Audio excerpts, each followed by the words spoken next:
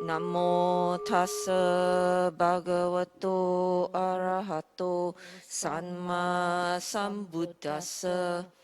Namo tassa bhagavato arahato samma sambuddhassa. Namo tassa bhagavato arahato samma sambuddhassa. Good afternoon, Dr. Ng. Good afternoon, Dhamma brothers and sisters. Today we have lesson 8 for Anapanasati. So today I am going to start off with just answering the questions that were put up in the feedback previously.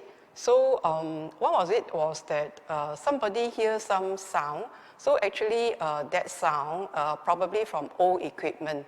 So today we have lots of new equipment here. So I hope that the sound is not there, the humming sound.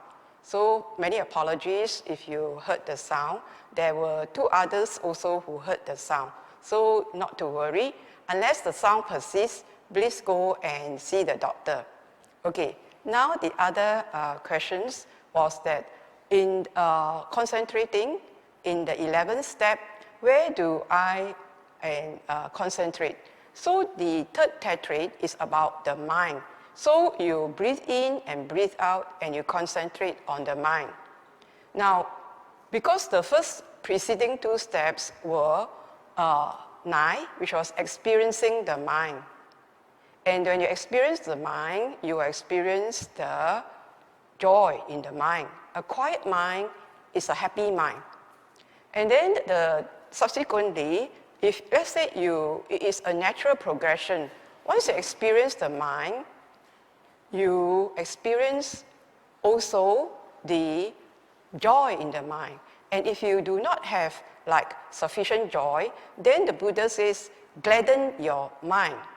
So here you are in the mind, and then he says, concentrate on the mind for the step 11. Now for every of the 16 steps, Buddha says, breathing in, and then experience or instruct yourself to do concentration or any of the 16 steps. So he said, breathing in, concentrate. Breathing out, concentrate. Now, when you are doing mindfulness of breathing, there are the 5 aggregates there. So when you are doing mindfulness of breathing, you also experience that mind, and then you concentrate the mind. Now, this is the mind where you can investigate. You do not need to have somebody tell you exactly how. But just to say that it's up to you to explore your mind.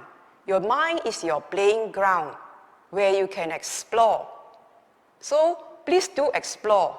So I'll tell you how you can do a few explorations to concentrate the mind. Now, if you breathe in, the Buddha says in the step 11, breathing in, concentrate the mind.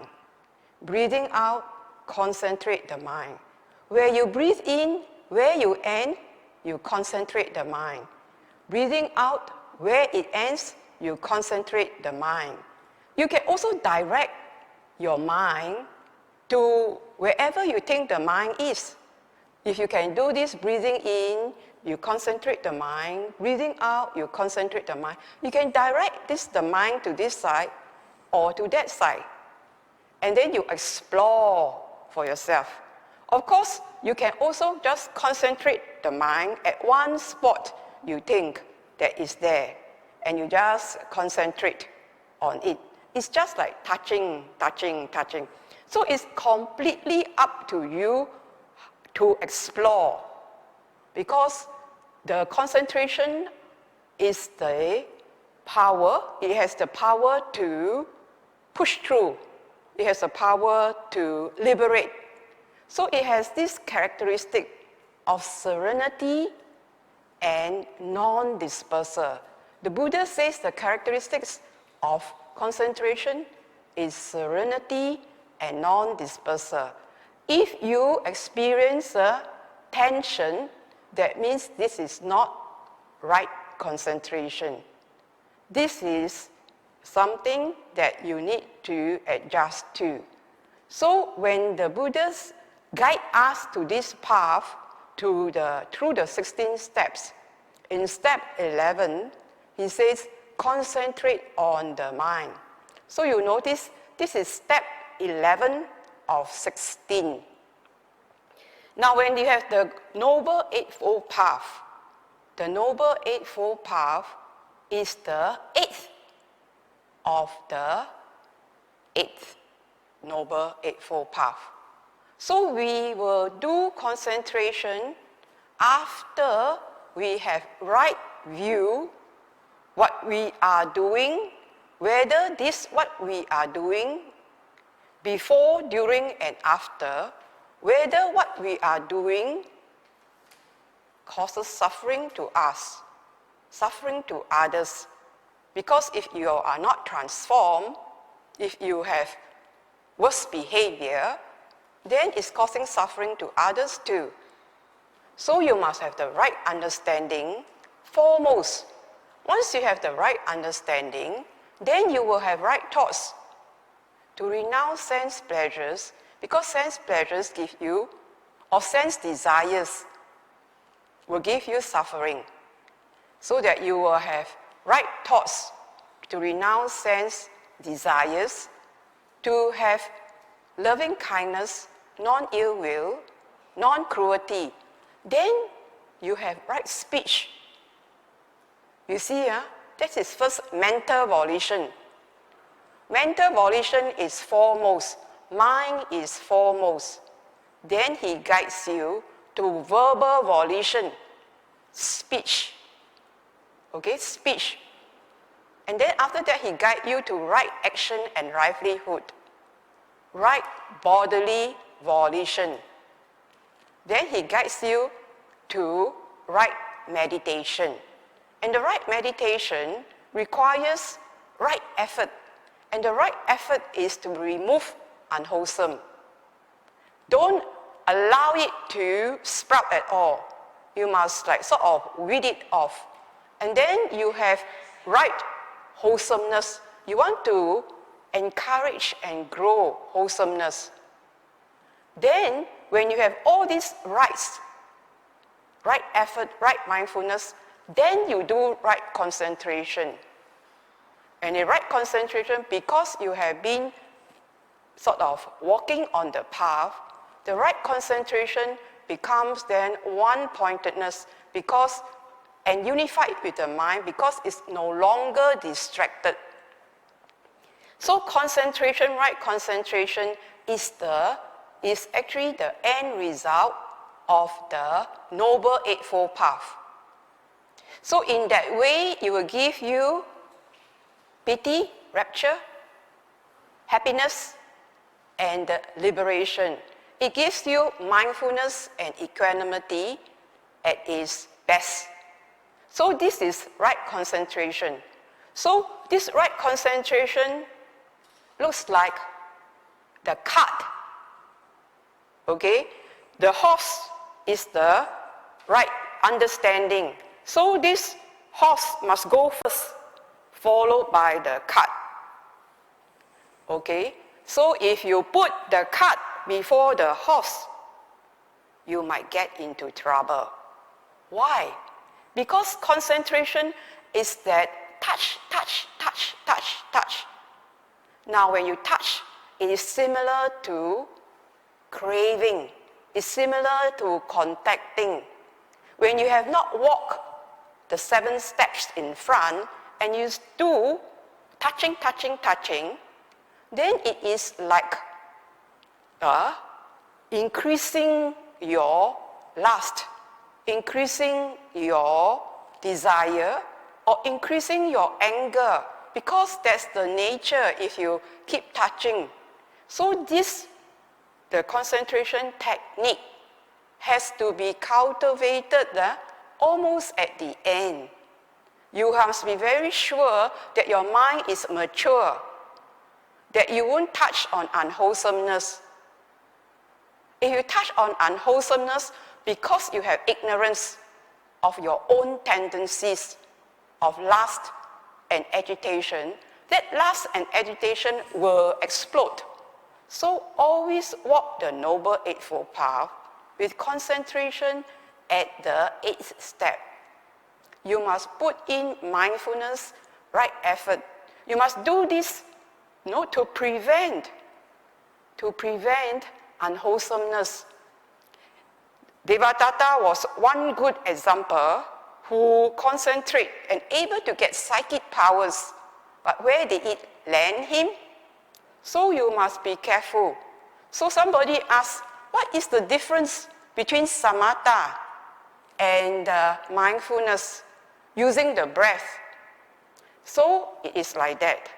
When it's one-pointedness, it is, you keep on looking at the black spot. Or you just keep standing on one spot. Whereas if you are doing mindfulness, you are watching the whole process. And you need to watch the whole process because it is about conditioned things of the body, of the feelings, of the mind objects. So you need to be mindful of these processes. Once you are mindful of these processes, then you can stay, constant on this. So if you keep stamping, and if you're stamping on your elements, and your elements is of quicksand, it will just drag you down. You know that samatha, the Buddha's technique of samatha, is lights, blue, green, whatever, right?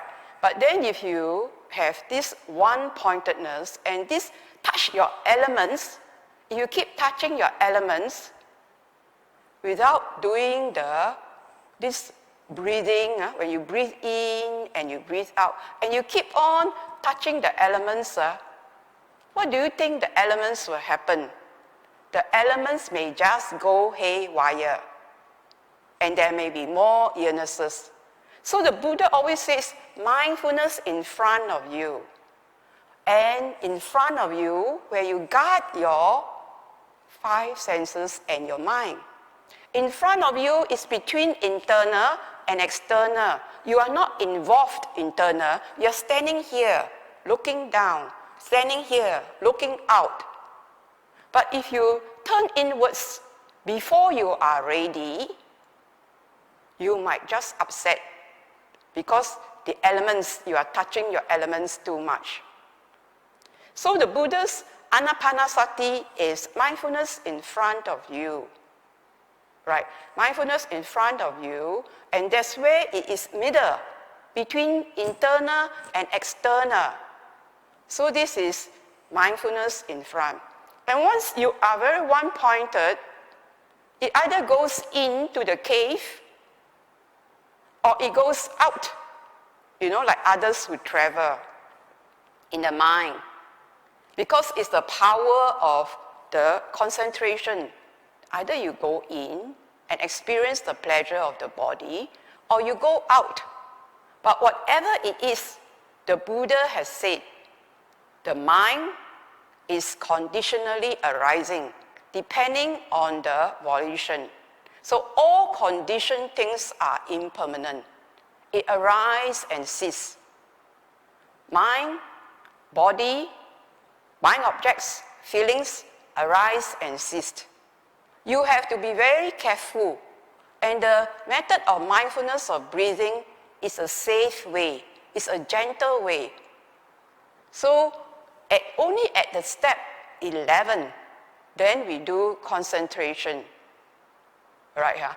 If you can progress first tetrad, second tetrad to the third tetrad, and once your mind is liberated, it is to say that you are equanimous. In equanimity, that means your mind is clear. Then you can see clearly the fourth tetrad. He doesn't ask you to see rocket science or read the minds of people. He asks you to see impermanence.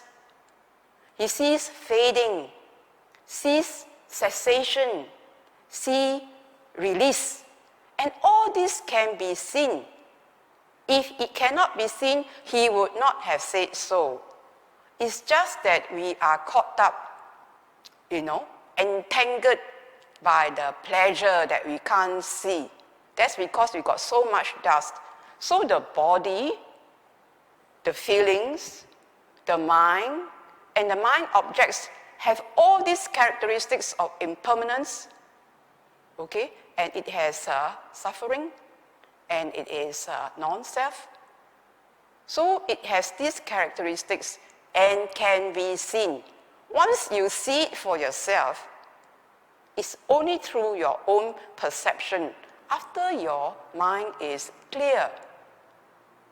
Only when you see it for yourself, others will say, it's eternal, things are eternal, or things are annihilated.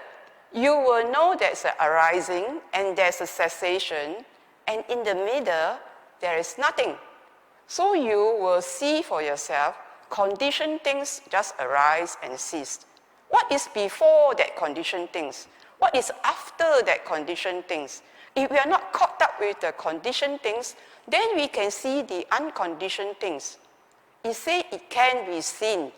So it is for us to have clearer view, a clearer vision. So all this, the concentration where you have to explore. So in the 7 factors of enlightenment, there is a concentration. And notice the concentration is the 6th step of the 7 factors of enlightenment. So again, don't put the cart before the horse.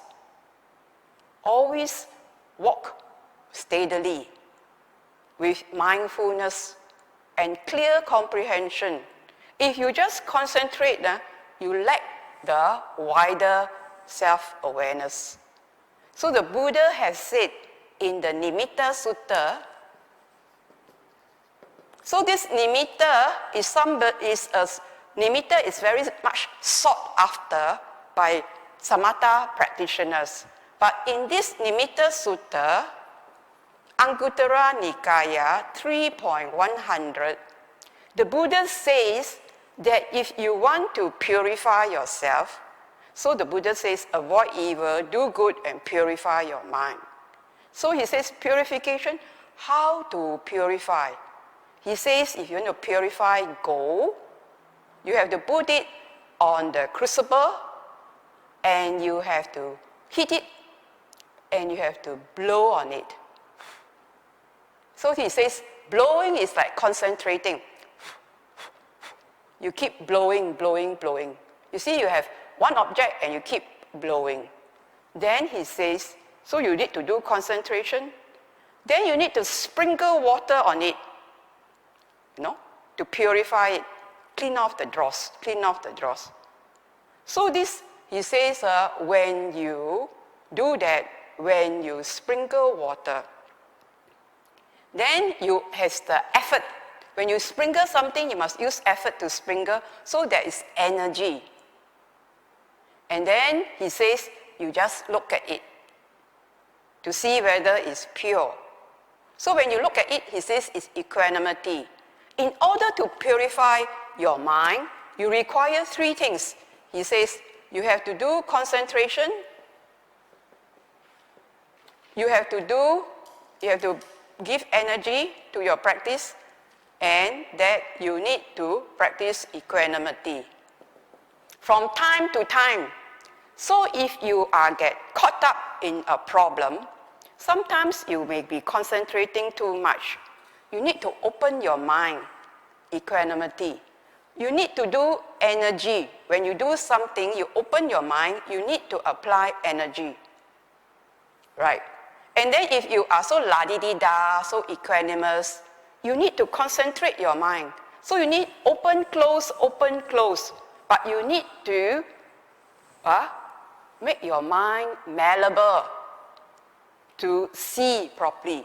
So in Nimitta Sutta, people like to see what's the nimitta that comes out. the Buddha says, if you do this, is the way to purify your mind. So in nimitta, you don't only practice concentration, blowing, you need also to practice equanimity, and you need to apply energy. So this is the practice. There was somebody who also said that I cannot bring up an object of tranquility, etc. So this is just to tell you that Sariputta was so skilled in doing the 7 factors of enlightenment that he can pull it out. If you couldn't pull it out, means you have to practice that flow again and again. And that flow is just the 4 foundations of mindfulness on any of the 4. It may be the body, the feelings, the mind, or mind objects. You keep doing it. If you keep on doing unremittingly, you will soon see that it becomes familiar, the 7 factors of enlightenment. Once it becomes familiar, then your perception becomes very familiar. When you call it up, it comes up. So that you need to counter the sloth and torpor with mindfulness, rapture, investigation, energy. It can come on because you can call it on. Don't say you cannot call it on. There are people who are actors who can call up, an emotion, an object to the mind just like that. So it is possible. So we want to call up wholesome things. When we have unwholesome things, we get rid of them. We have restlessness, you must throw up tranquility, concentration, equanimity. We don't want to have investigation, rapture, and energy when you are restless. You don't want to get, what they say, put oil on fire. You have to apply the appropriate factors of enlightenment to the hindrances that you have. So if you have it's not easy for you to get that, meaning you have to practice the flow. First of all, you just practice the mindfulness. When you practice the 4 foundations of mindfulness, it will develop. So here, the thing here is that we guide you to the teaching of the Buddha. And the suttas are where the Buddha is teaching us. So we have to read the suttas for the instructions and the encouragement and the inspiration. After you read it, you say, now how do I put this into practice? If you read not for practice, then it's just for knowledge. It's just an academia. Now, so we have to use the suttas for the practice. And then you need to explore, in order to experience the teachings of the Buddha. So this, today is the 8th lesson, 9th is the following lesson. Then here you have to do it. It's a DIY thing. Nobody can get under your skin. Now, and that the Buddha's teaching should be your only guide. There may be many teachers, but how do you know they are perfect? But you know the Buddha is perfect. So you guided by him. So it's very important to read suttas. And while we are in a time where the suttas are so available, so there's one thing that the Buddha stressed again and again, impermanence. If you stand, you can see impermanence, then it is a safe. Safe, because nothing is permanent, so you don't hold on to anything. So this is the answers to last week's questions on Facebook. Okay, so reflect on this, and you read up on this, especially those samatha practitioners. Okay, right. Today's topic is on the consciousness and volitional. Okay.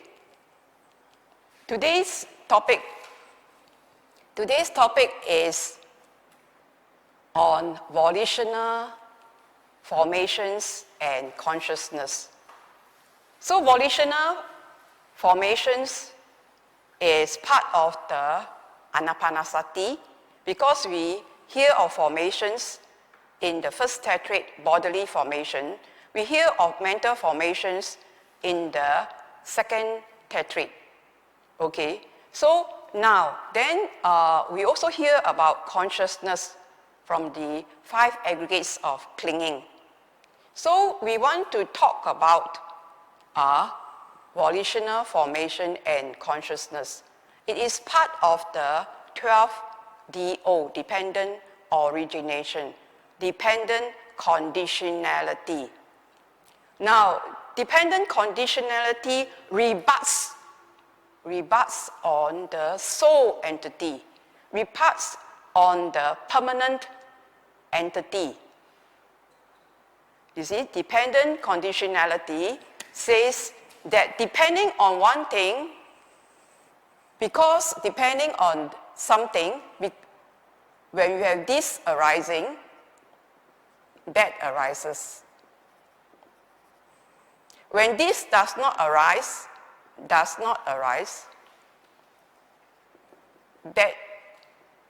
does not arise. So how does this work? So we have ignorance. This ignorance will give volitional formation, which will drive your consciousness to your mind body, to your sixth sense base, to contact and have feelings, which is the origin of craving, and the clinging is due to craving, becoming, and then birth, aging, disease, death, and sad, whole mass of suffering.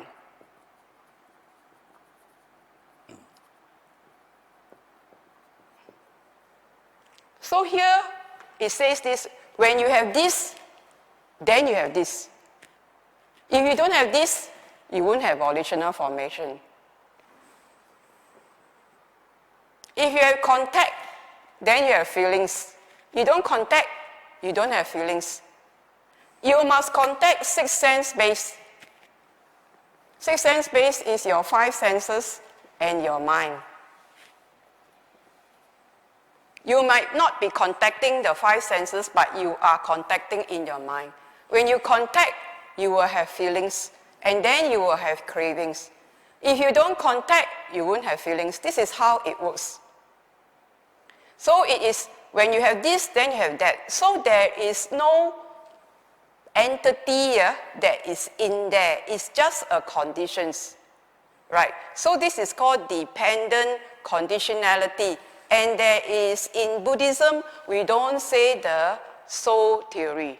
There is no permanent entity. Because of this, then you have this. Because of beginningless ignorance, we have this samsara running. But the Buddha says this can cease. So when ignorance can cease, then the suffering can cease. So we do not know the beginningless time when we had the craving, but the Buddha says your craving can cease. Your contact can cease. Right. Now we come to this. So there are many people who share the same view as Bhikkhu Sati in Majjhima Nikaya 38, which is the greater discourse on destruction of craving. Now Bhikkhu Sati, 2,600 years ago, had this view. He says it is this same consciousness that runs through the rounds of rebirth. He says this, and it is many people in the world also thinks this also now. They also share this view. And when the Buddha asked Sati, what do you mean? He says the consciousness is that which speaks, which feels, which experiences the good and the bad results. And you see, the bhikkhus try to persuade him You said that you misrepresent the Buddha. Misrepresent the Buddha. And the Buddha called him the misguided man. So when you read the different translations of MN38 in Sutta Central, you have Bhikkhu Sujato, you have Bhikkhu Bodhi, and you have Honor. And they say the Buddha called him silly man, that he had such a view. And so you can see the Buddha have never said this at all, that it is the same consciousness that goes through the samsara. But many people think that consciousness is eternal. Some people even call it seventh consciousness or eighth consciousness. There is only in the suttas sixth sense base, which is the mind consciousness. And there is no seventh or eighth consciousness. And there is no storehouse of pure consciousness. So in this sutta, the Buddha, 2,600 years ago, still rebuts that those who think that consciousness is permanent misrepresents him. And when the person misrepresents him, means he has the wrong view. When he has the wrong view, he has the wrong intention. When he has the wrong intention, he is not walking the Noble Eightfold Path. Because wrong view will lead you to the wrong path. And then he says, it will be to your harm and suffering for a long time. Not only in this life, but in future lives. Because if that is the inclination in your mind, if this is your mind object, and you cling to this mind object, then this mind object, this volitional, this mental formation would be the inheritance. And it will stay for a long time because there's so much clinging to this. The Buddha says that consciousness is dependently arising. Okay, it's dependently arising. So he says, it is dependently arising. There is no consciousness if there is no conditions for its arising. Right? So he explained, how do you get the different kinds of consciousness? He says, when you have the conditions for eye and sight, then the eye consciousness arises. When you have the diet of eye and sight, then you have eye consciousness. Then when you have ear and sound, then you have sound consciousness. If you now look at the board, you are using your eye consciousness. You are not using your ear consciousness, you are using your eye consciousness. When now you see, you are using your eye consciousness. Now I ask you to look at this red. Your eye consciousness has ceased for this and arise for this and ends at the red. So the eye consciousness touch an object and ends there, ends at the sight. Eye consciousness, depending on the contact, so it requires eye and the object and the eye consciousness. So these three come together, then you have the contact. Now if you move your contact to sound, then your ear, and now you listen to the sound, my speech, you need the ear consciousness. So the ear consciousness arises from your ear, from a functioning ear that you can hear, and the sound. Then ear consciousness arises and cease. If I hear, if I don't say anything, there's no ear consciousness. So it arises and ceases. So the same thing for the nose. When you say nose, you go to your nose. You smell. Is there any smell? The nose consciousness directed by your mind to go to your nose conscious, to your nose to smell. Nothing particular. If you take in deep enough, you may smell the murky smell, musty smell, whatever smell in the room. So there is the nose consciousness that is called upon nose and smell. Then you have smell consciousness. Then we have tongue consciousness, tongue and taste. Now you go to your tongue. What's the taste of what's on your tongue? What's the taste? So when your mind directs your tongue consciousness to go to the tongue, it goes there. And then try to taste the taste of saliva. Right, that it will be tongue consciousness. Then your body and touch. So if your body, if you say, feel the bum on your seat, your body consciousness goes there to your bum and feels it. Many a time at the end of the session, I would say that the body, feel your whole body, so your body consciousness feels and experience, then you experience the body consciousness. So similarly for your mind and the mind object, like feelings, etc., then you have mind consciousness. So the Buddha says that this is how it arises.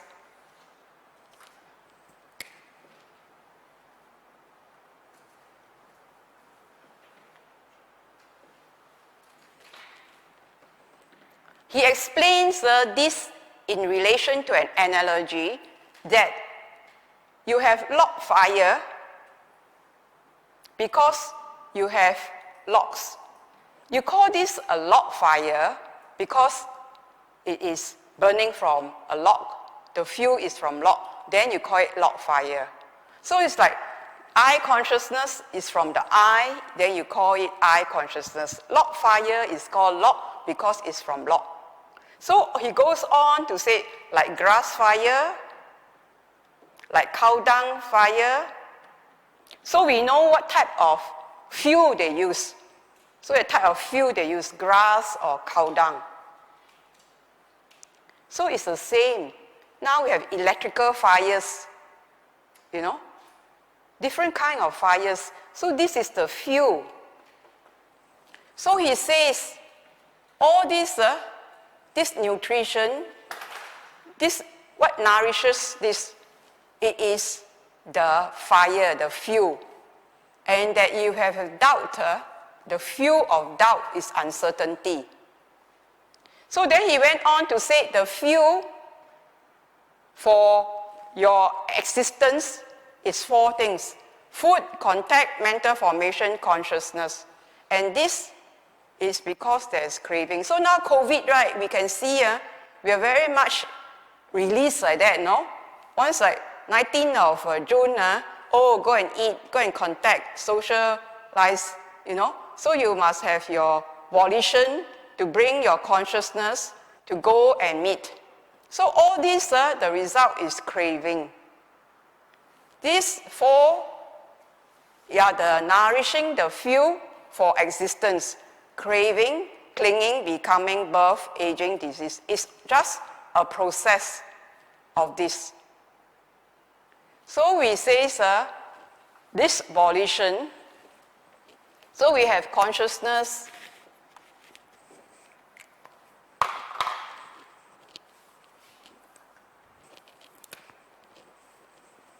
So we have consciousness, we have volitional formation, right? We have contact, we have food, because the sixth sense space, the desire for food is part of it. So this sustains us, mainly from ignorance.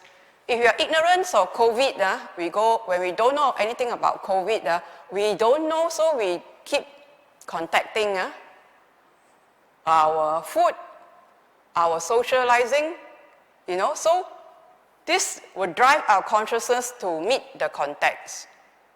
So all this is because of conditions, right? So it's the actions. It's not personal, it's the actions. So here we want to say consciousness arises from volition, and volition is intentions. Volition is intentions. By your body, intention by your body, or karma. By your body, by your speech, and by your mental. And these intentions are either driven by yourself or by another.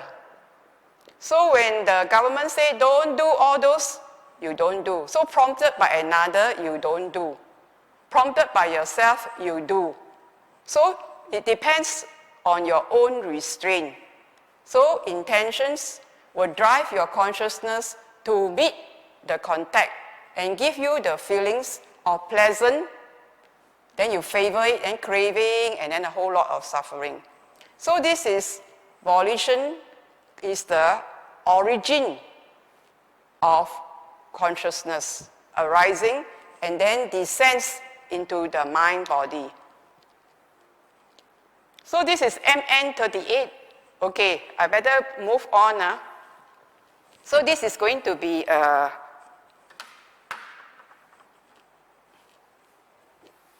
so what my object of telling you this is to say that it's not the same consciousness. It arises from conditions. It depends on what is the source. Then it comes together. So it will then brings about this whole lot of suffering because the consciousness just moves in its, to contact, to fulfill the craving. So this is how this works, and it's not the same consciousness. It depends on conditions. So now we want to talk about volition.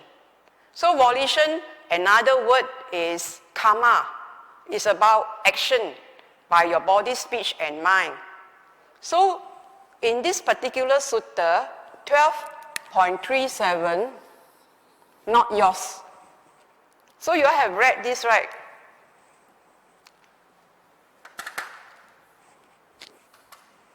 So it tells you that this body is not yours. It doesn't belong to you or to another. It is old karma. You inherited this old karma. So the Buddha says, karma is your only inheritance. Whatever you do, wholesome or unwholesome, your inclination, this is what you inherit. So this body that we have is just old karma. It is generated by volition. You see, it's generated by volition, goes down to the mind body, is generated by volition. Something to be felt. Whatever you feel, he says, it's just something to be felt. So this is why we notice that the Buddha put mental formation under the second tetrad on feelings.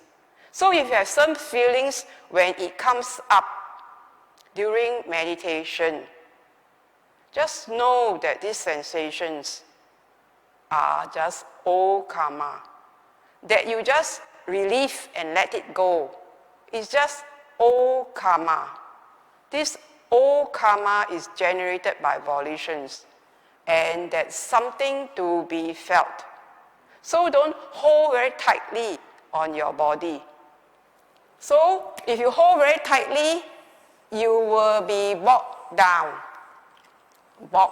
B-O-G-S, bogged down. So don't get bogged down. Just see it arise and cease. That these are just old karma. So this is not yours. Now we talk about volition. So he says, if you think, you intend, you plan, and there's a tendency, then there is the basis for the consciousness. When you have volitional formations, you intend, you plan, and then there's a certain tendency, then you have the basis, you establish the consciousness, and then it grows. You basis, you engage, you basis, and then you establish, and then you grow. Sounds like an MNC, right? Overseas MNC will come here, engage with you, set up a base, establish it, and then grow. Some of these KFC or McDonald's will go to places like Myanmar or China. They will then engage, set a base, establish, and grow. So it's the same thing. There must intention first and plans, and then there's a tendency. Then you have this back. And IT, backs. Backs for what? Suffering. Because this growth of consciousness will descend.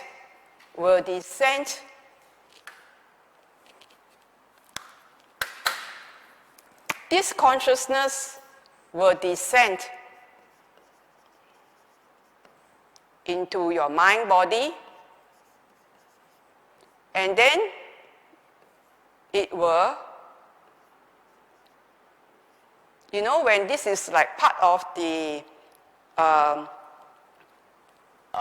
birth, you know, being or coming into existence, it will descend into the mind body, it will acquire the sixth sense base, and then it contact and feeling, craving, clinging, and a whole lot of suffering. So this continues from there. I won't repeat. Feeling, craving, clinging. So this consciousness will descend into your sixth sense base, and you have contact.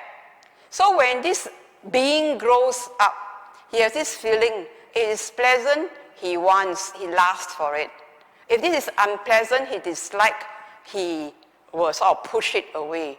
So feeling, he will either like or dislike. And then he will like be moving here and there, like and dislike. So he is not trained. So when the Buddha says, when you contact your sixth sense base, if you see them as impermanent and non-substantial, you would not favor or oppose. So then you are stable. Then the craving feelings won't affect you. So if your feelings and your delight doesn't come, cease, then this whole lot of suffering, this whole part forward will go off. Right. When you contact something, because we have this mind and body, we will be contacting the world, in the environment and people. If you contact and you know that whatever you are contacting is impermanent, and you don't favor or oppose, then this whole lot of suffering ceases. So what arises ceases. So two of them will sort of, when one goes, the other will drop. So when ignorance drop, volition will drop. Volition drop, your consciousness will drop. Your consciousness will not descend into your mind body, would not go to your sixth sense base for the contact. You no longer have this whole lot of suffering. So this is to tie up the whole thing, to tell you that these volitional formations is conditional. And anything that is conditional is impermanent. And anything that is impermanent is nothing to be grasped for. So it says, also you go into the MN52, the 11 doors to the deathless.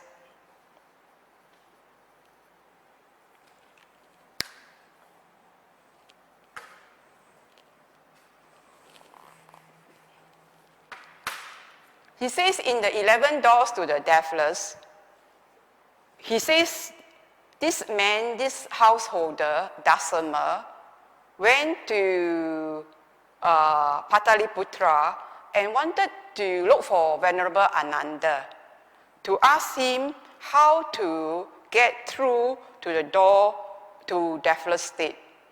So Venerable Ananda told him these 11 doors to the deathless state. These 11 doors to the deathless states are the 4 jhanas, then the 3 arupas, and then the 4 Brahma viharas. And he says that when you want to go into any of these states, there is a wanting.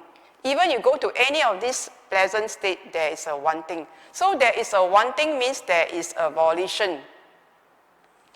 Now when there is a volition, then it is a conditional thing. When it is conditioned and is volition, it is impermanent, and whatever that is subject to arising will cease. So if you are at jhana 1, which is only vitaka and vichara, he says, if you can see that this, going to this state, is just a volitional stage, a volitional formation, that this is conditional and intended and willed, then he says, if you can stand on that, can stand and see that this state that is so much sought after, even in jhana 1, which is vitaka and vichara, if you can see that you have this volition, and this volition is conditional and impermanent, then all conditional states have to be let go of, because no conditional things, these conditional things are not nibbana. Nibbana are not conditioned things. So if you stand on that ground and you let it go, then he says you are into the deathless state. This is what the Buddha says. So there are 11 doors to the deathless state. And 11 doors to the deathless state is just to say to let go of the volition.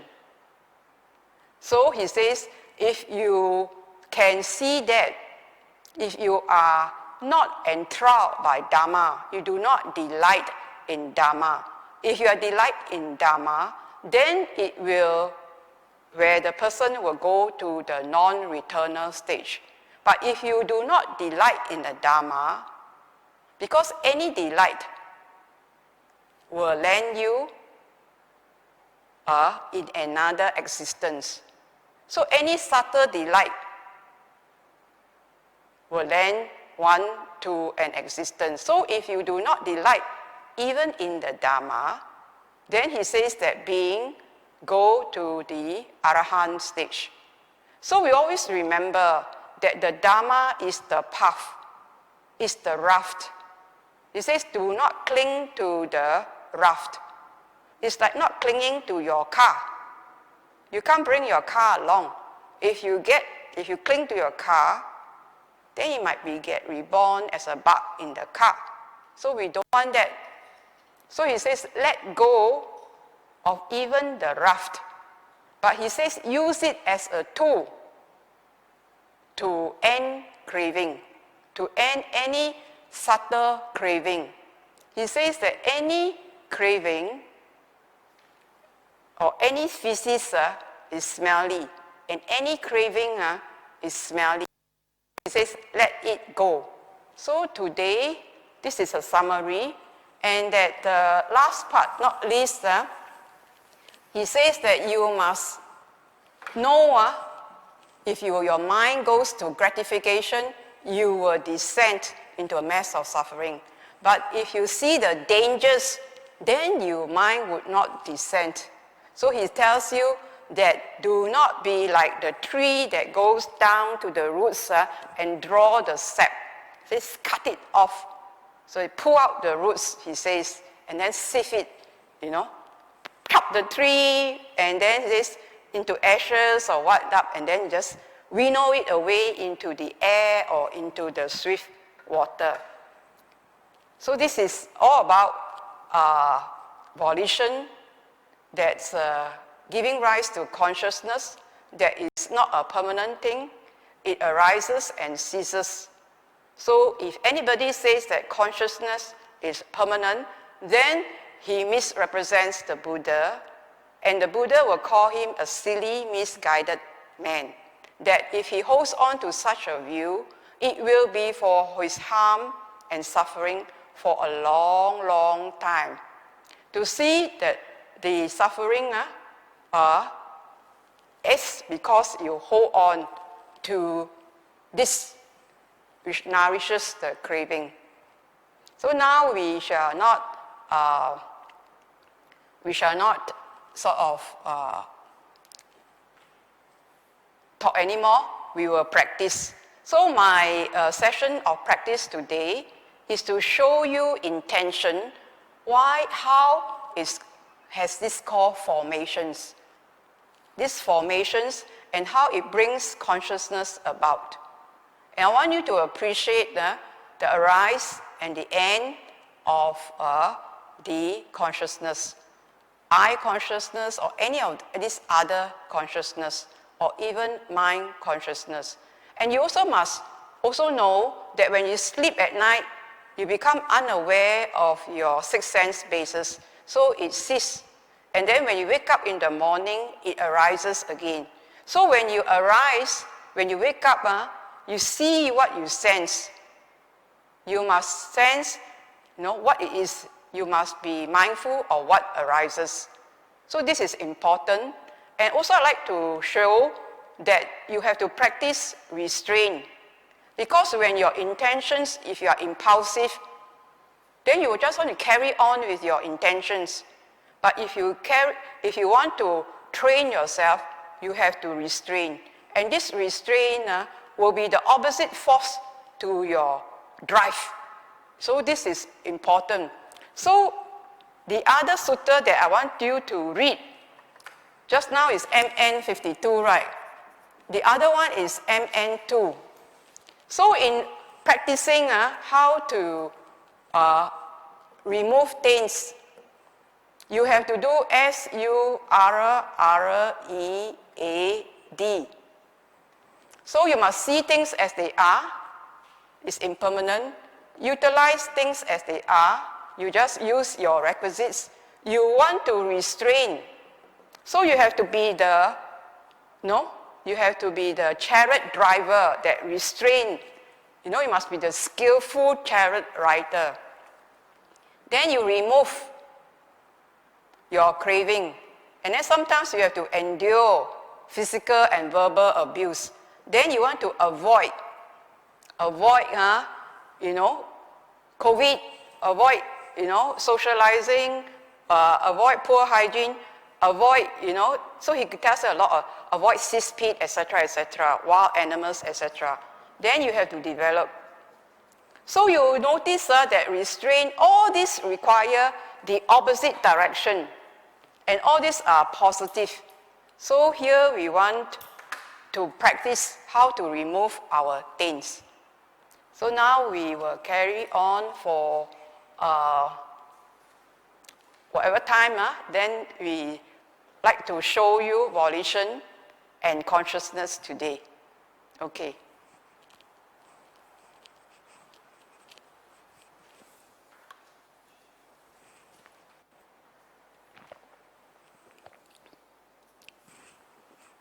So I would say volition is intention.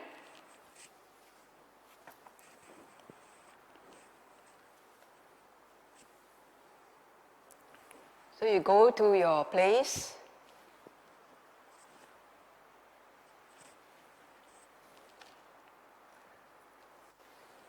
Sit comfortably. So we all talk about intention today. You intend to put your back straight.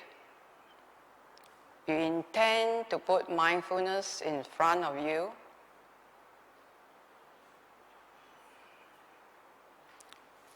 You intend to breathe in and out.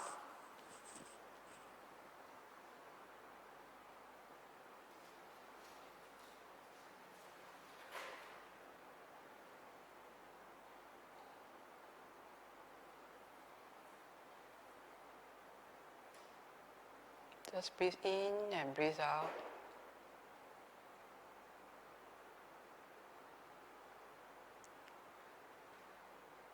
Breathe in and breathe out.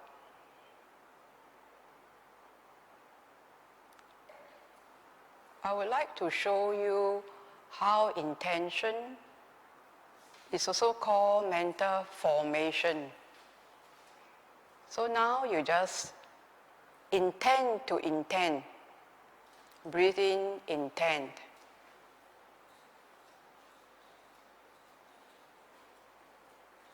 Breathe out, intend.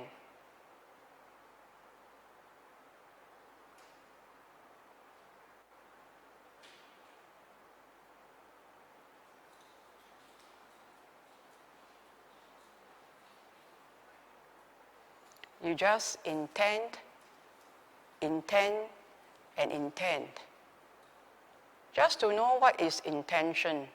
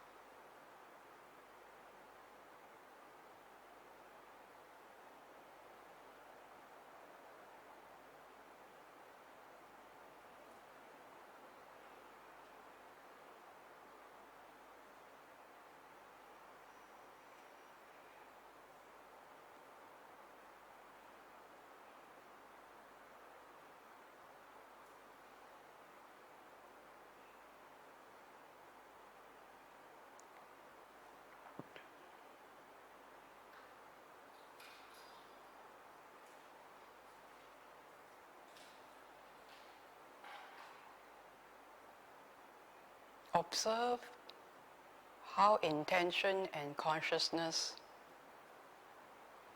brings about the formations.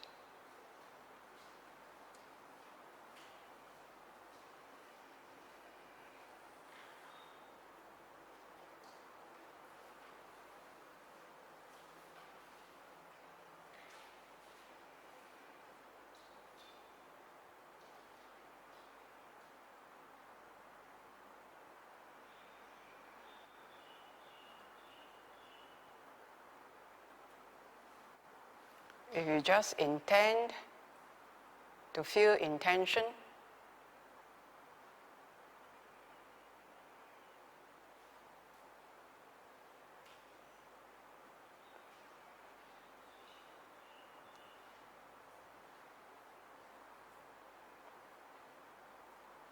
so you can feel the force of intention and the formation of intention of your entire body and the steadiness, so body formation as well as mental formation.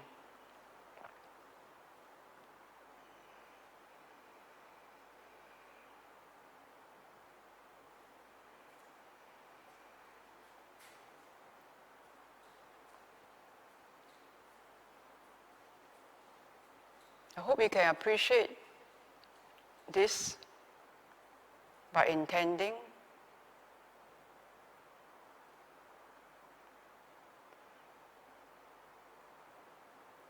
how formations come about.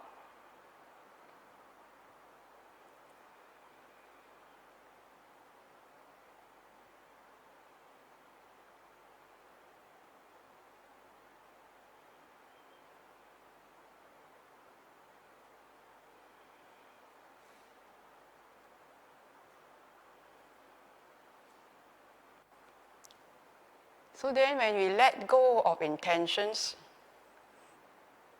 when you say let go,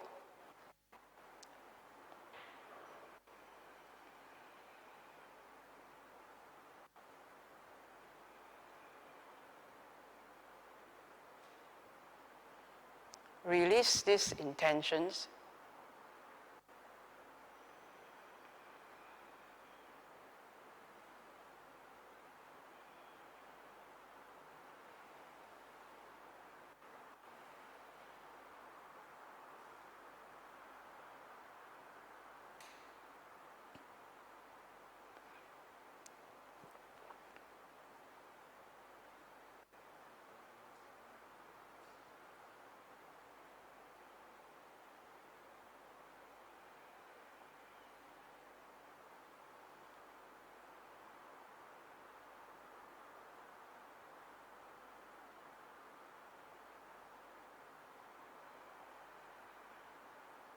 let go,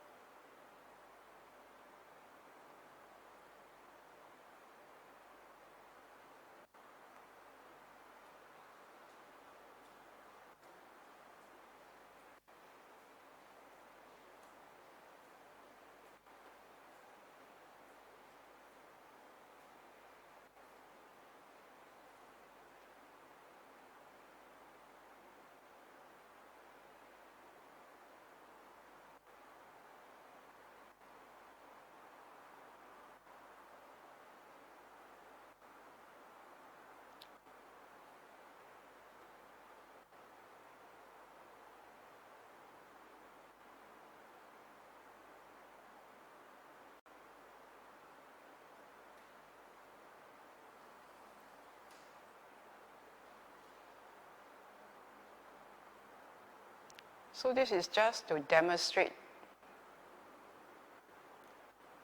the drive or the force or the power of intentions. So good or bad intentions have this power, this energy. They descend into the body. And it can be released similarly. So arising and ceasing. So arising and fading of intentions.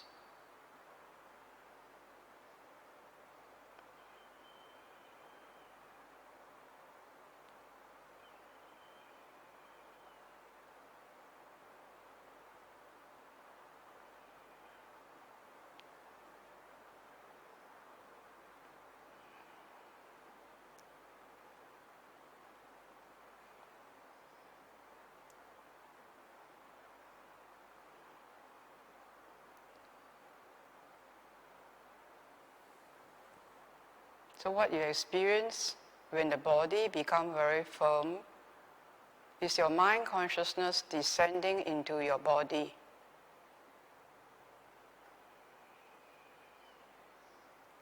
And when you release, then the fading of mind consciousness.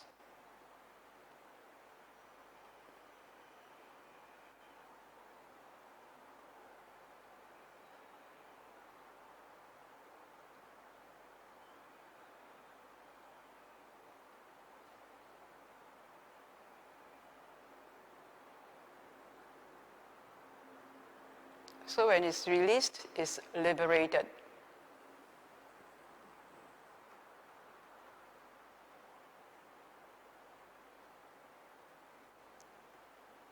So mind consciousness arises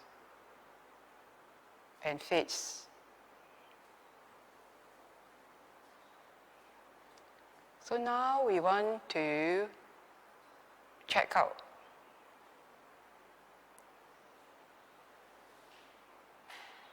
I consciousness.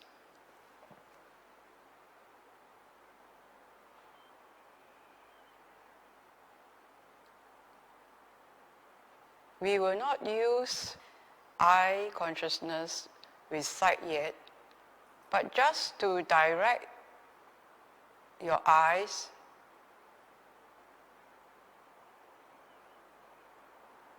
in front of you,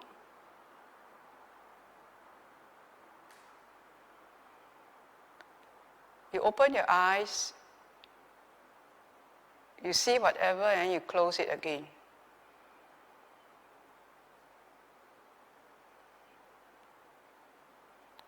So whatever you see, it arises and ceases. The I consciousness has arise and cease.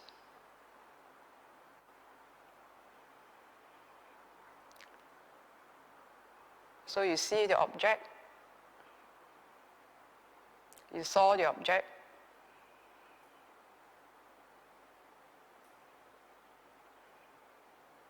the sight as an object,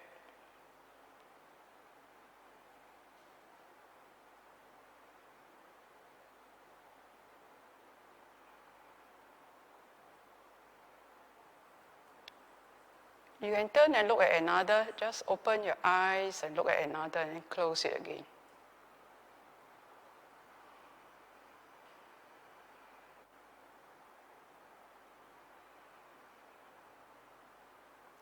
Sometimes people practice moving the eye from one end to the other, touching on different objects in the room. So the I consciousness has to arise and cease upon contact of one object, and then it moves on.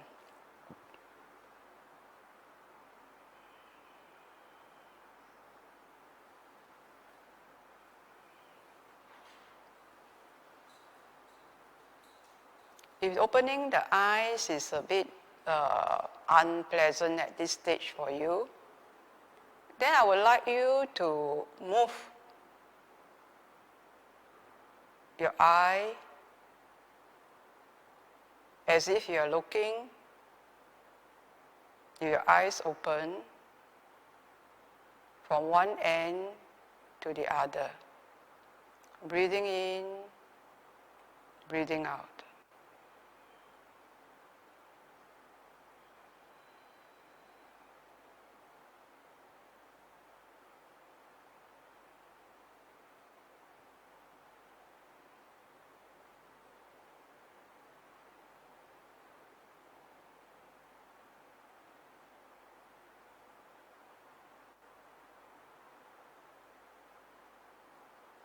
So there's I consciousness, attention that arises and ends at the contact.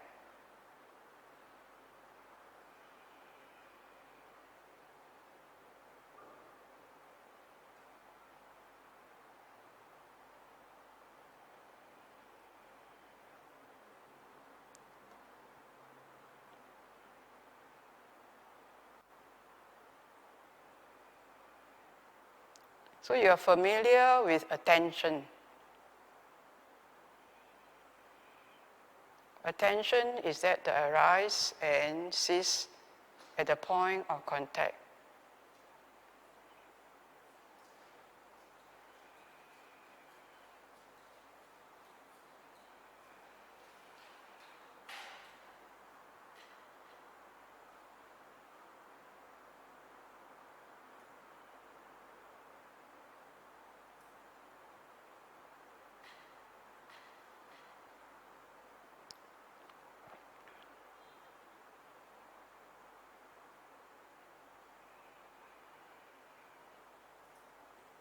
So it's just sense, sensing, see, seeing.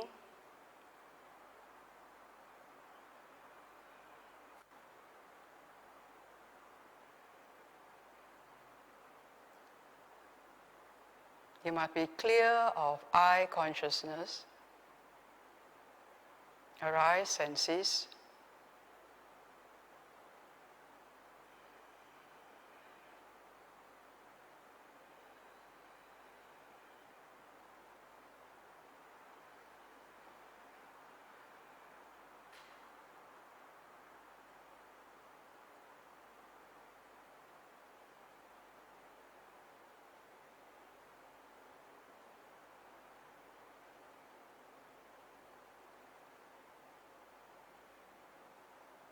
Then now the intention is to hear, to check out the ear consciousness. So the mind directs the ear consciousness to listen to the sound in the room.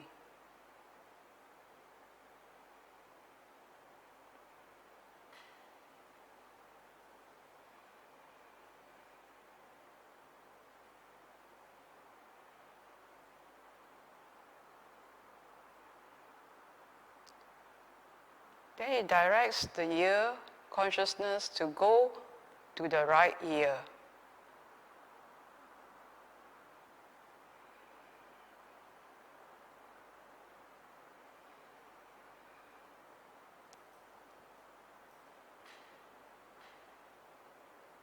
And to hear the sound received from the right ear.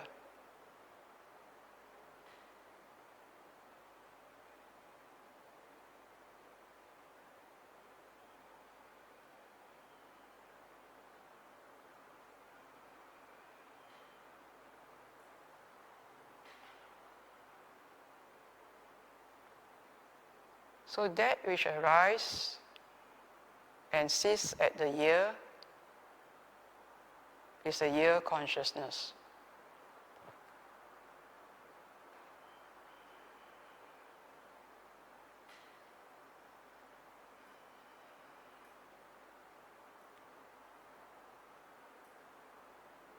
So you notice the energy that is in the right ear when it touches the right ear base.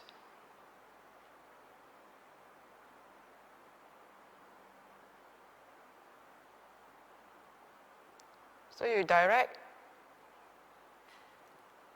your ear consciousness to listen to the sound from your left ear.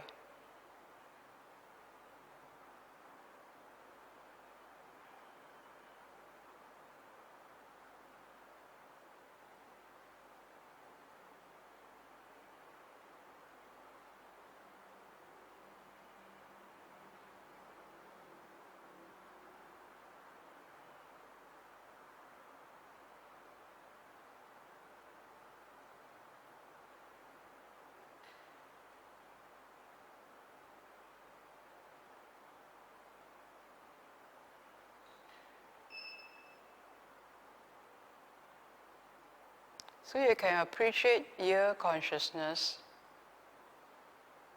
and you can appreciate contact.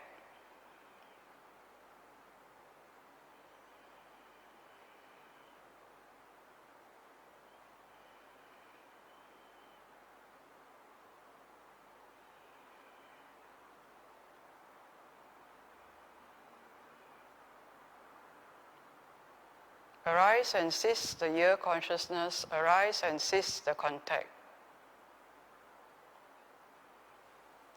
So impermanent are the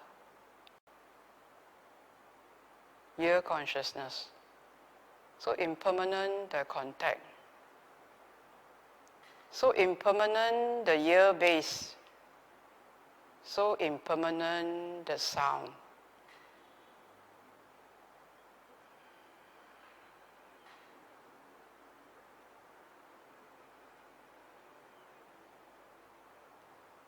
When you see mainly the ear consciousness,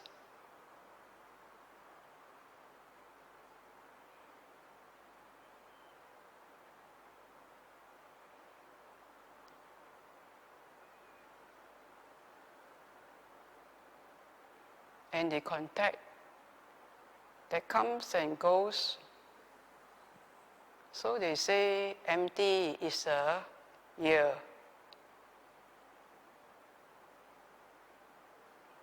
Empty is a sound. Empty is the ear consciousness. Empty is the contact. Empty is the feeling.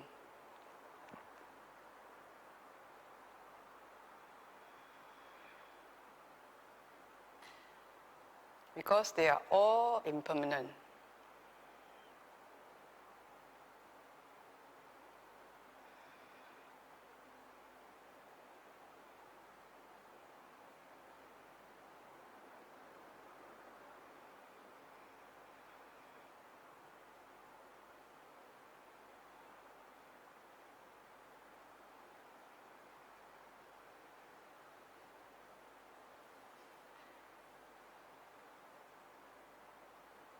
You can go back to your breathing in and out.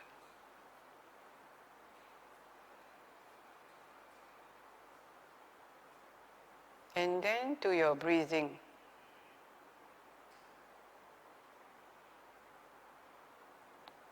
Notice the body consciousness.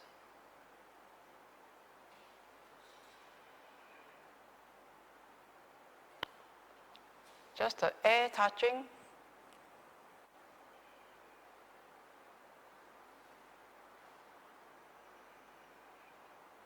Just the contact.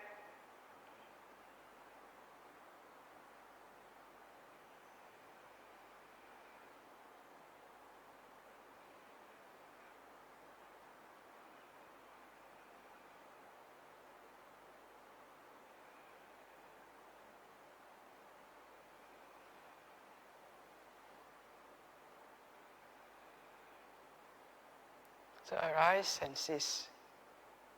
So this body consciousness arise and cease.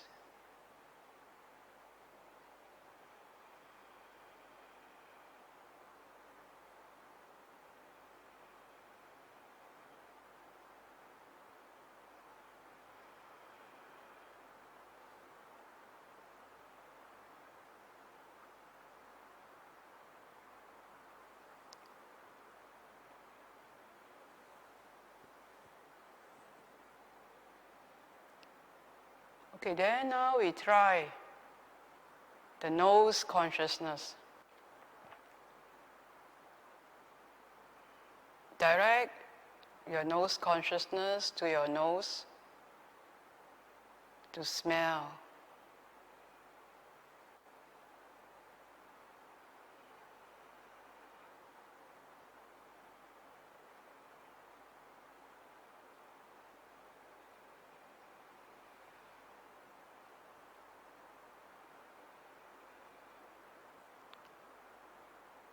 So this attention is a nose consciousness.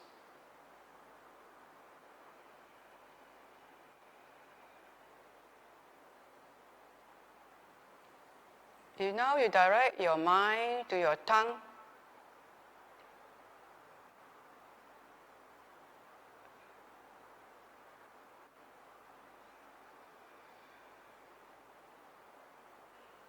And the taste.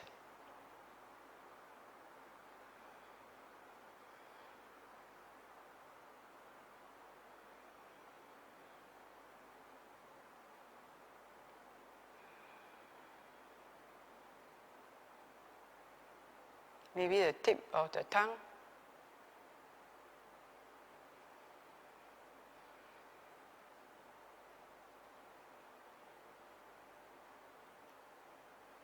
Arise and cease.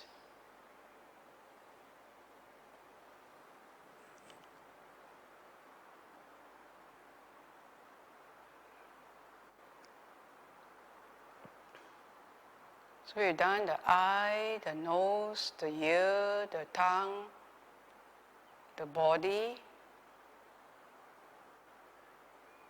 and just now the mind. You can do another mind object. Just now when you open your eyes and saw the object, see in your mind. Where is it? In the mind field, where is it? Right upper, right lower, left upper, left lower. Where is it?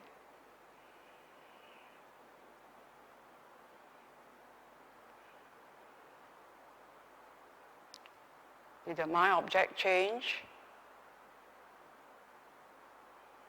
from what you have seen?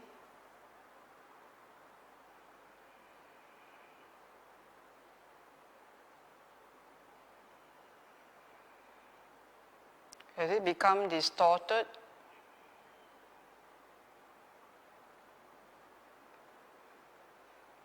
Has it disappeared?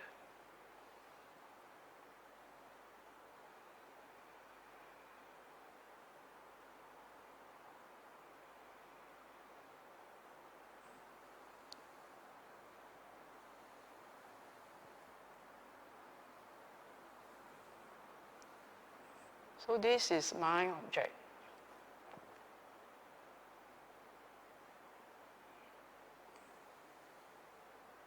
Someone asked me about tendencies. So now we shall go into second tetrad. Breathe in, breathe out.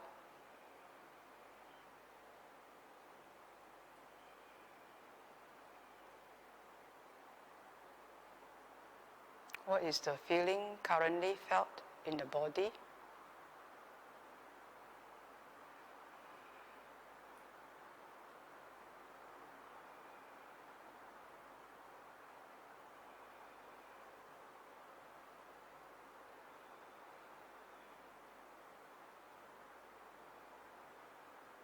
Arise.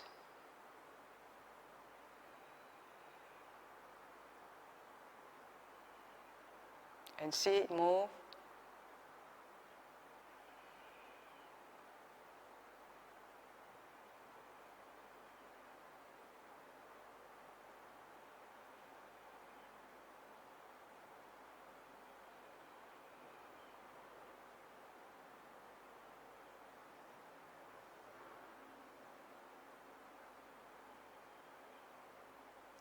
See the feelings as mind objects, see it arise and fade. See where it fades.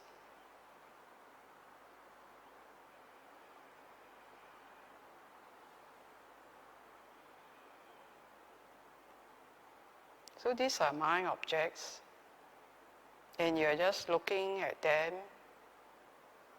with your mind consciousness.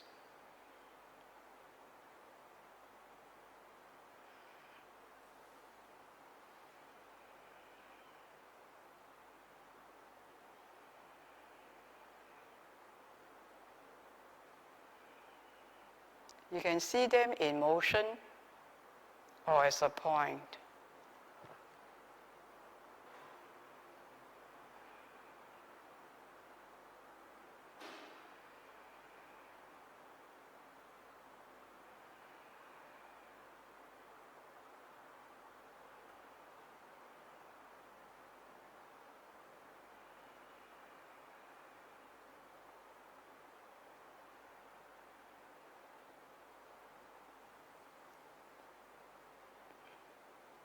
Where does your mind goes? Which part of the mind field does your mind goes?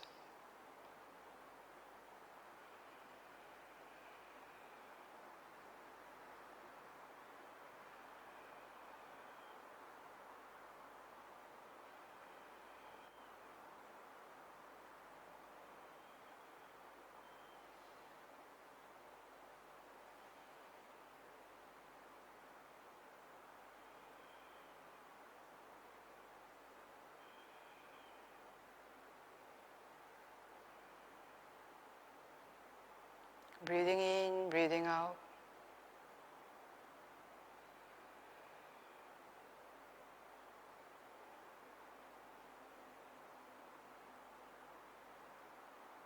Are there any thoughts?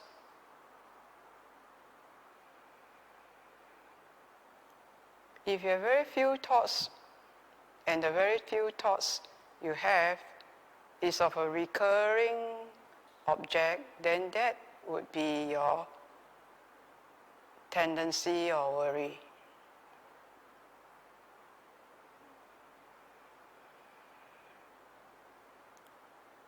So all these formations can be quiet down. So you can say, breathing in, quiet.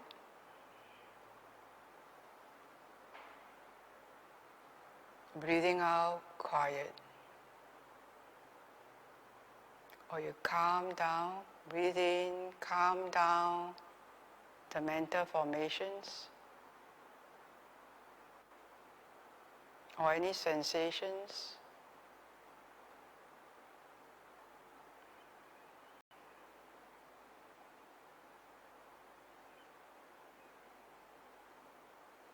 Breathe out, calm down.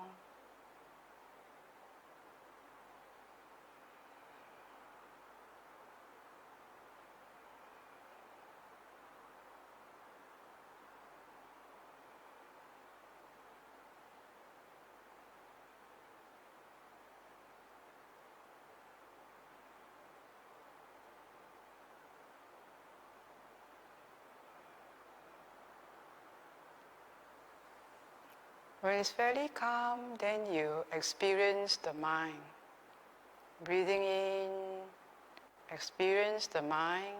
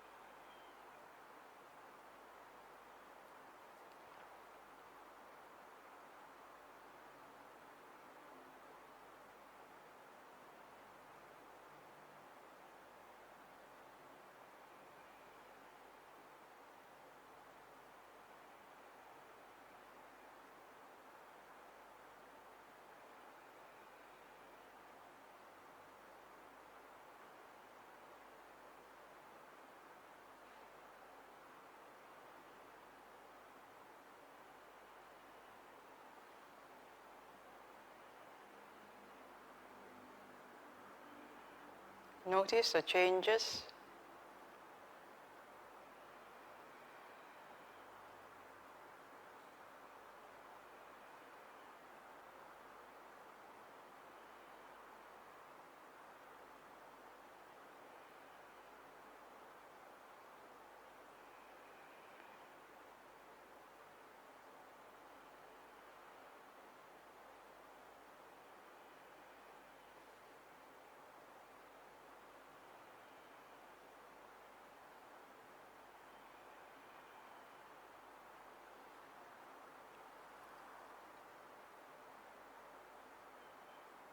Is the mind glad?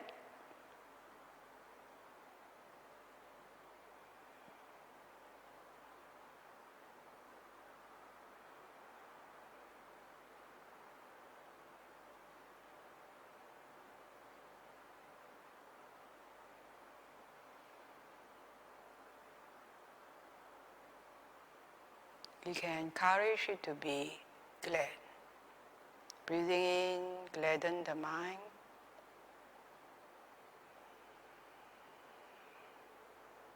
So this is intention. Breathing out, gladden the mind.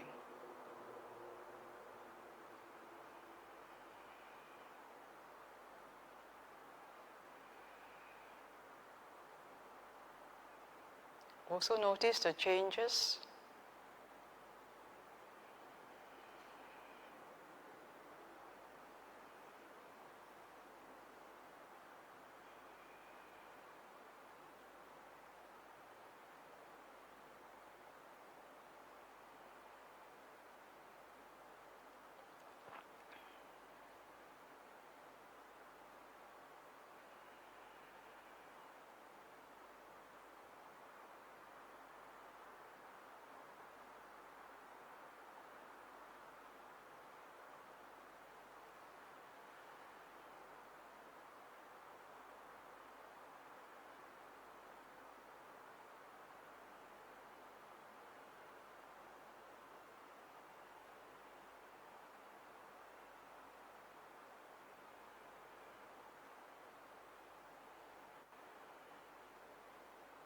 Important to see the changing nature.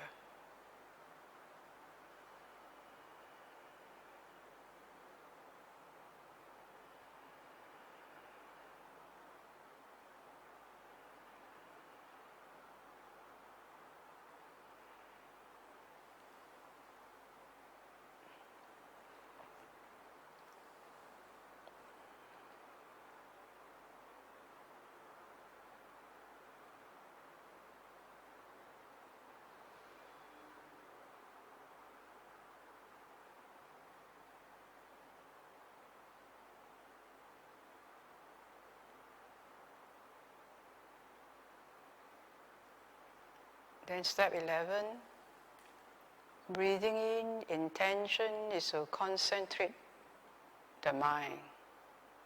Breathe in, concentrate.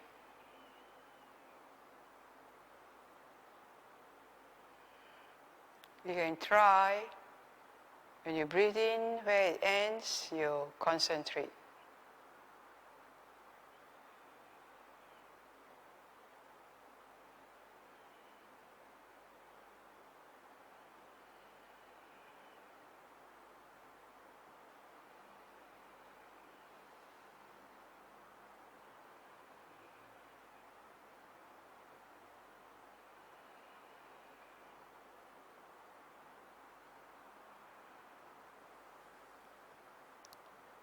Breathe out and concentrate.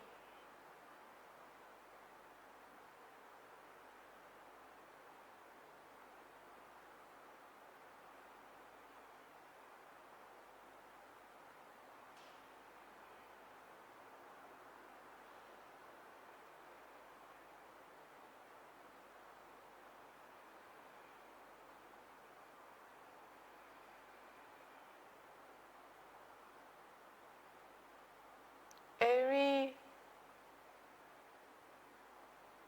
step where you concentrate, you must see the effects.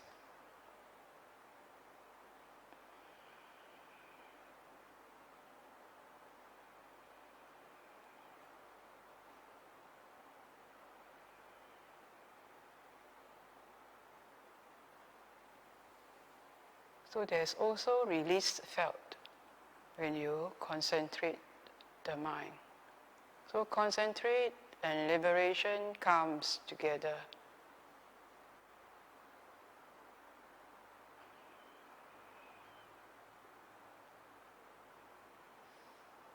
Each step you breathe in and you concentrate.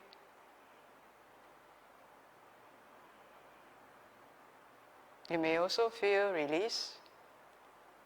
As you concentrate more and the mind liberates, depending on your faculty and power or strength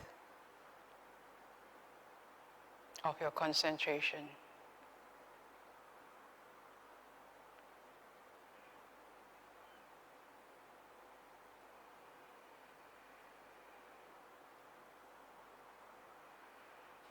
You can do it any way you like. You can focus on an object in your mind and then just concentrate.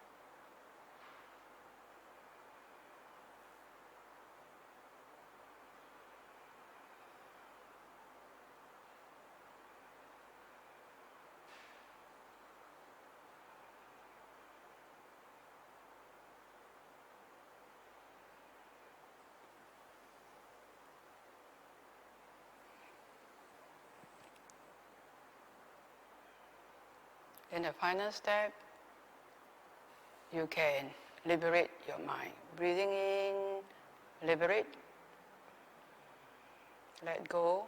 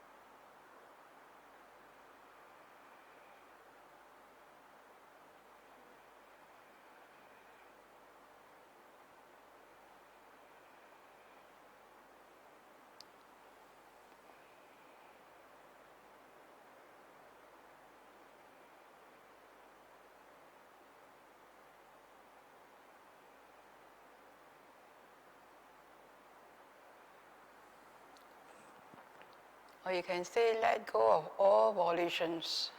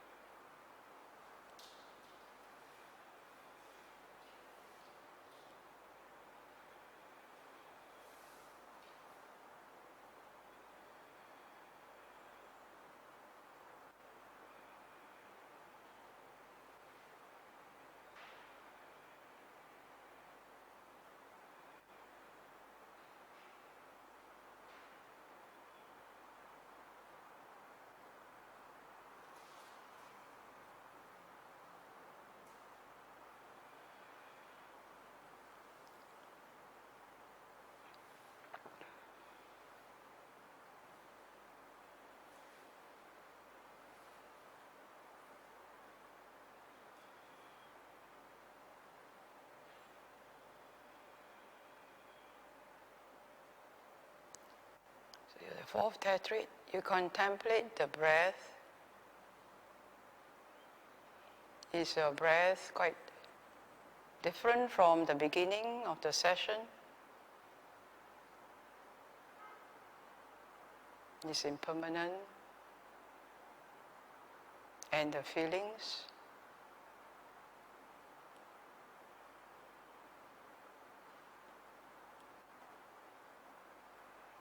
The mental formations?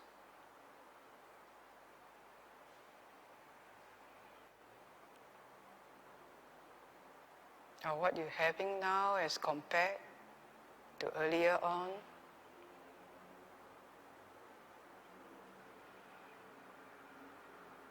And the mind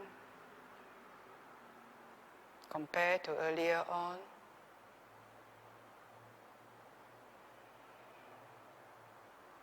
And mind objects.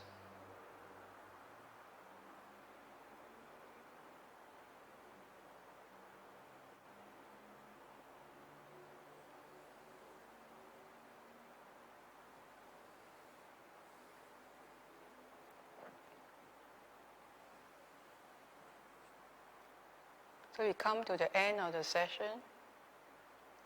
Feel the bum on the seat, but don't open your eyes yet. Put your hand on your knees.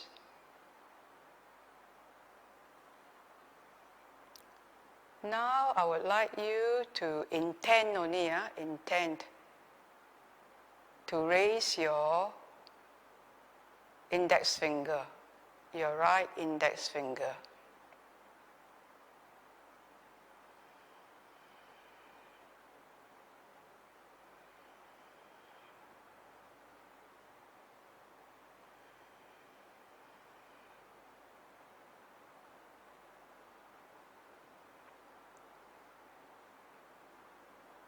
Now you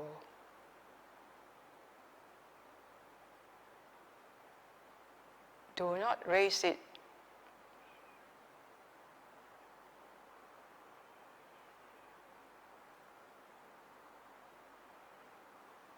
So you compare the force.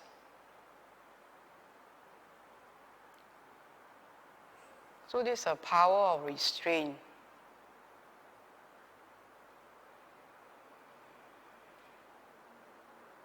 Requires the opposite force to your volition.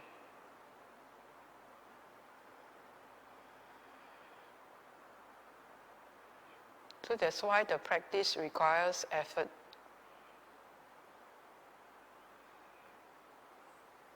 Diligence, ardency, and determination.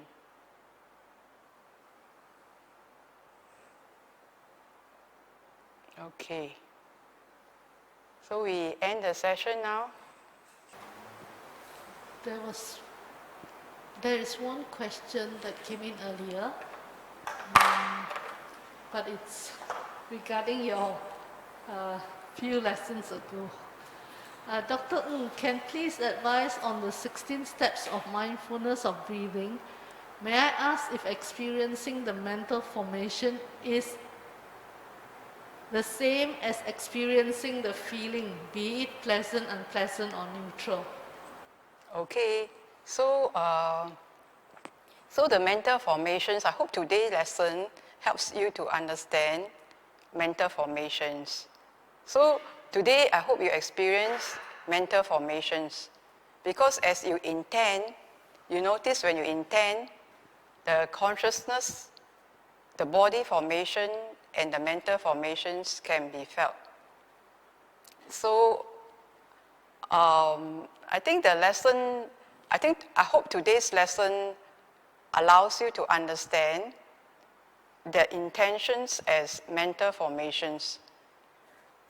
Initially, I asked you all not to sort of like worry too much about the word mental formations, because I think in the understanding, it's easier to understand mental formations as feelings under the second tetrad. The mental formations can be felt. So we say that something to be felt. Body is not yours, neither another. It is all karma generated by volition, something to be felt. That's why it's said to be mental formations can be felt. So like clinging to feelings can be felt. Clinging to your attachment can be felt. Clinging to your anger can be felt. So these are part of mental formations, of feelings, perception, mental formations, and consciousness. So these four can be felt. So it's easier if you do not want to tax yourself, then to understand it as feeling in the beginning. But as you progress, you will understand that mental formations are all part of volition. Volition as in intent. So I hope today I ask you all to intend.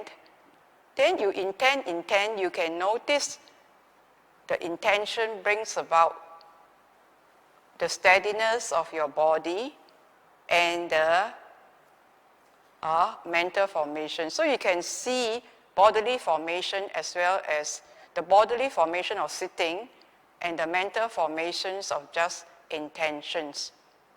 So they are all conjoined, not disjoined. So but for early students to understand better, not to confuse too much, then to take just feelings. But as you progress, you will be able to understand mental formations. It's what we form with our mind. And when we form with our mind, we use consciousness and we create these mental formations that you can feel. So we feel something to be felt. So these mental formations can be felt. So the Buddha says, feelings, mental formations, like feelings and sensations can be like winds that come in front or behind. So it can be felt. Okay? Thank you, Dr. Ng. Dr. Ng, we know that no sound is because of our ear consciousness is always there to sense. For instance, our ear consciousness arises, and this is how we know that we are hearing no sound. Is this correct? Yes.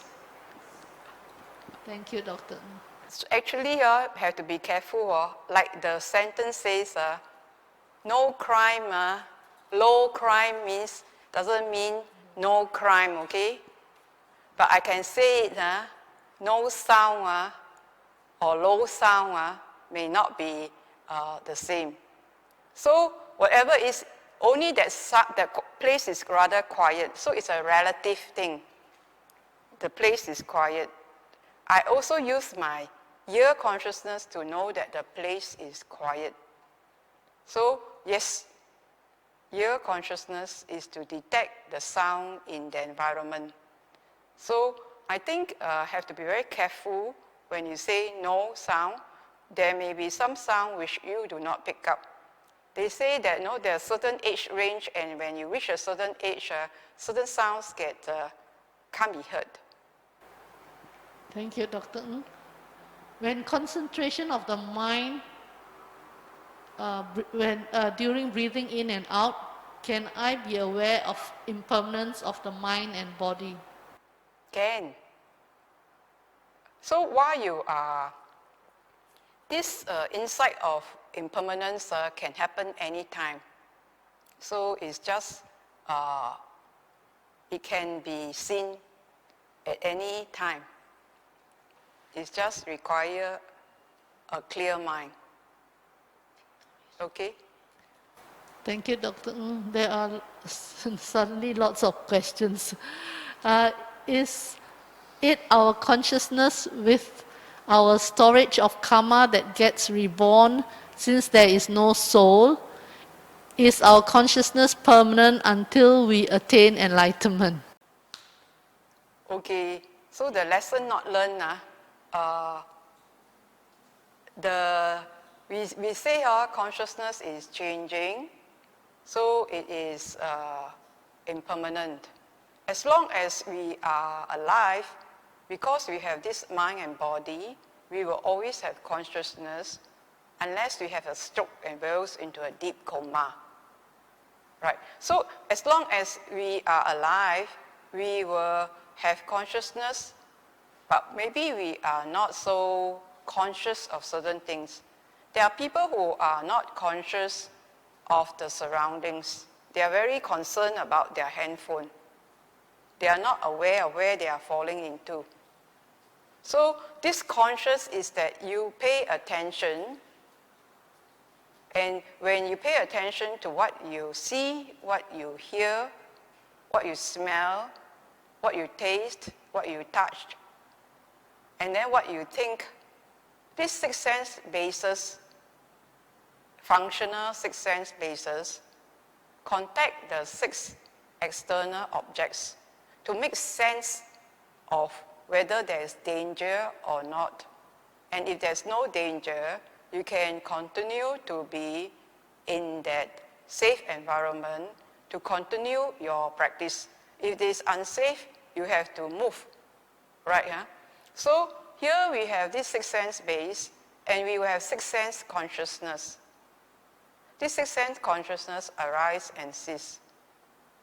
Whether or not it is, whether this consciousness cease in impermanence, in nibbana, this consciousness for craving, for the 6 sense objects, cease when there is end of craving for these 6 sense objects. So in that sense, when you end your craving, you end the consciousness for holding, clinging. So this end of craving goes with the end of touching. So the consciousness don't go and touch those things that fetter. So but you still are functioning. So the people, the arahants, they say that they don't make any more karma because their volition is not for gain, fame, name, pleasure. Their volition, they have no more karma in the sense they do not have volition for craving. They have no volition for feeling, pleasure. They are steady. They are not affected by the feelings that come from contacting the environment internally or externally. So in that sense, their hindrances are over. So they have no more karma.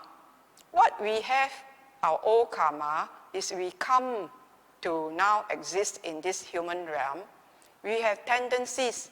In the same family, there may be different tendencies. You can see in your own family, there are different kinds of characters. So these are the tendencies we bring along. Because our volition, our inclination is in that manner, so we behave in a certain body, speech, or mental formation because of some characteristics, that is like it affect you. So these are the inheritance that we have. But this inheritance that we have is nothing solid. It's nothing solid, and so it's not a storage. Depending on the conditions, whether these tendencies come up or not, it depends. So it doesn't mean that those tendencies will come up. It just depends. It just depends on conditions. So depending on the condition of the environment, of your parents' nurturing, from your grandparents' nurturing, who will guide you, so you might just drop bad habits because you are taught good habits. So it doesn't mean that tendencies are forever. Tendencies are also impermanent.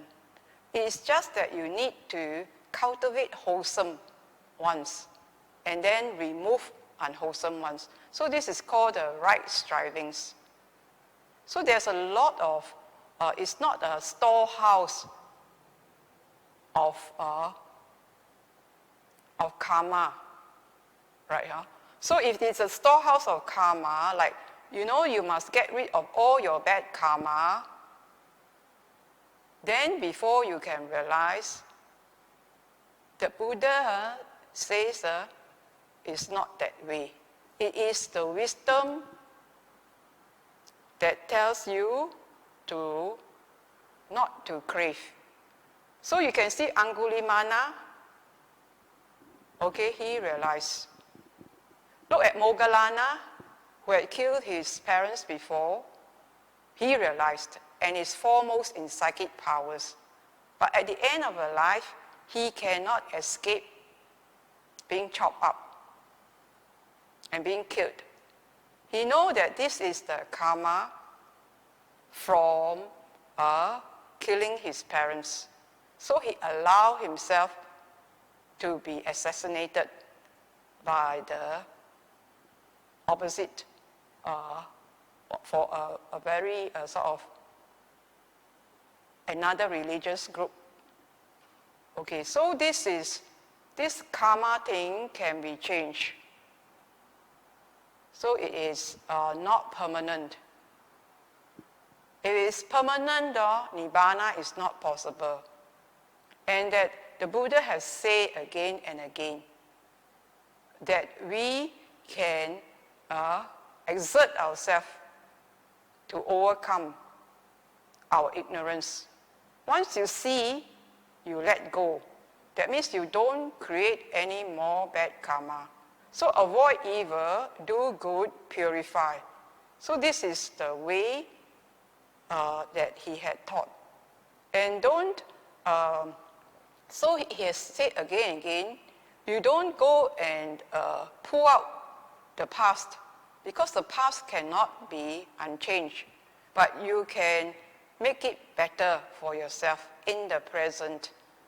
So the past has gone, it's flushed, it's gone past. What you need to do is to restrain yourself. So just now I want to show that if you restrain yourself, you can overcome your negative drives. You can do it because you have intention, and you say, my intention is to overcome all these unwholesome things. So you must put intention in your mind. And this intention is very powerful. It can, drives to the wholesomeness. But after that, he says, you also have to let go. So letting go was good, right? Letting go liberates. You just let go. You don't need to hold on to anything.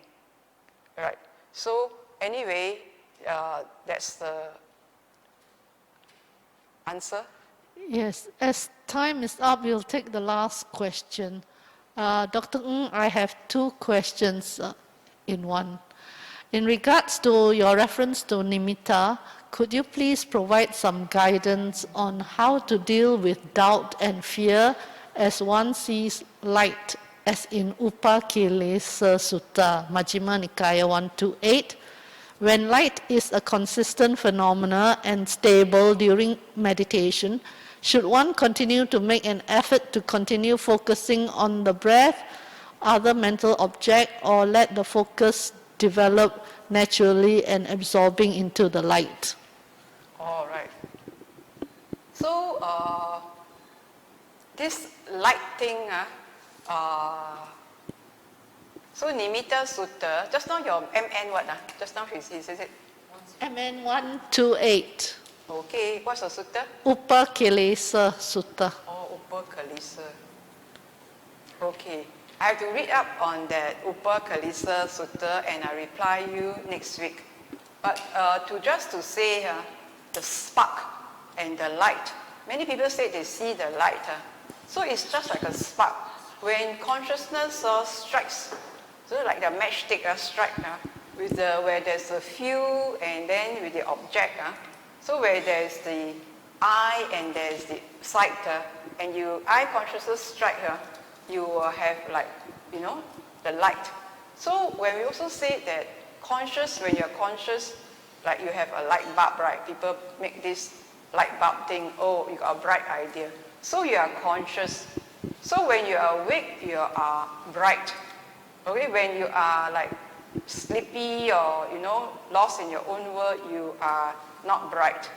So this brightness is that the consciousness is alert, ready, to counter. So this light thing is natural because you can see the spark in all these other things when the consciousness touch, when there's three things touching together. So to me, the nimitta that has been said by light and all that, I would like to say that you must see nimitta as also volitionally created, in the sense that you look for it. Right? When you look for something, there is an intention to look for it. So when there's an intention, there is a condition. And every condition is one thing, to look for something. So now, the thing here is this, of course you can go into the light, you can be together with the light. So there are many things one can do. One can be together with the light, or one can be away from the light. But one must not have craving for it. If you have craving for it, and your mind wants it, then that will be a lot of suffering. So your question arises because there's a lot of suffering. So here in the Nimitta Sutta, for many practitioners, I'm just trying to give advice that the Buddha says Nimitta Sutta, in the Nimitta Sutta, it is best to have three of this: concentration, equanimity, and energy. And you must know your craving, your clinging, your mental formations. You must know whether you are clinging or not. So in this 1.48 meter long body, you can see dependent origination. You can see clinging. You can see your clinging and holding. You can see in your body because you cling with your arms, with your legs. And you can see your craving because it's in the chest area. And you can see your volition because it's in the head area. If you are clinging, you must be able to scan this world. This world with its volition, its craving, its clinging can be felt. And you must be detached to be able to see them. If you don't see, you cannot see your mind constricting and wanting, then this would be running into a whole lot of suffering. So the 5 aggregates of clinging has to be seen. So without seeing it, you cannot get out of suffering. Even for the Dhamma, if you feel that this is something I must get, then you are further away from the path. So we happen to say that, yes, Dhamma we have to see. We have to do it by the Noble Eightfold Path. We have to see concentration properly. Anyway, I'll read up about 128 before I talk further. Thank you, Dr. Ng.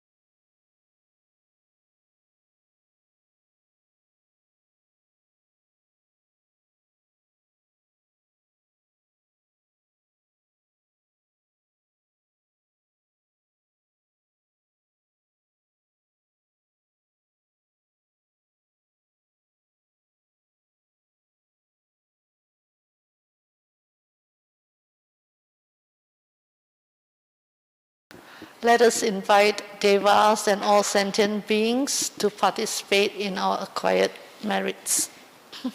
Ittavata ca amhehi sampatam punya sampatam sabbe deva anumodantu sabba sampati siddhya.